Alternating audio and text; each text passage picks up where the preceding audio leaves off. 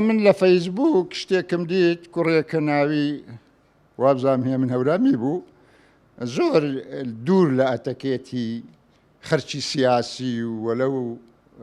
فعلا لەو مەکانەی ئەو تێداوە کە باسییان کرد لەوی ناوەشێتەوە بەداخەوە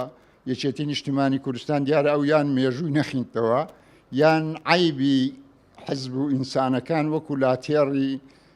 کوردەواریە عیبەکەی خۆی هەردەداتە پشتەوە و عیبی خەرچی دەینتە پێشەوە نازانم کاکێ من هەورامی ئەگە باسی خیانەتەکان بکە حەزەکەی لۆی دەژمێرم لەسەری هەتا خوارێ حزبەکەوی بە ئاوڕێک لە حزبەکەی خۆی بداتەوە جە باسی حزبی خەرچی بکە ئەگە باسی مەسەلەی دێموکراسیەت دەکا با ئەمەلۆی باسکەین چی کردێ و چی نەکردێ و لە چێ دێموکراسیەت پێشێل کرا و لە چێ مافی ئازادی خەڵک پێشێش کرا و لە چێن دەرێ ڕێگری لە گەشەی سیاسی دەکرێت لە کوردستان خۆ ئەوانە بەداخەوە ڕاستە ڕەنگە تەسەوڕ ناکەم کاکێ منیش ڕێی وابی بەرامەوە لەو حەملەی ڕەنگە کردبی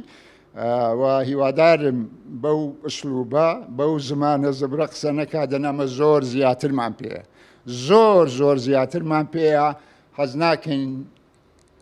هەموو قسەکان لەو چاوپێکەوتنەدا بکەین بەرامهەری دەگرین بۆ هەنگاوی تری کاک هێمن هەورامی ئەگەر هێمن هەورامی تەمسیلی سیاسەتی پارتی بکە بەڕاکەواتە ئەو دۆستایەتی ئێمە و پارتی دائیمەن لەرزۆک دەبی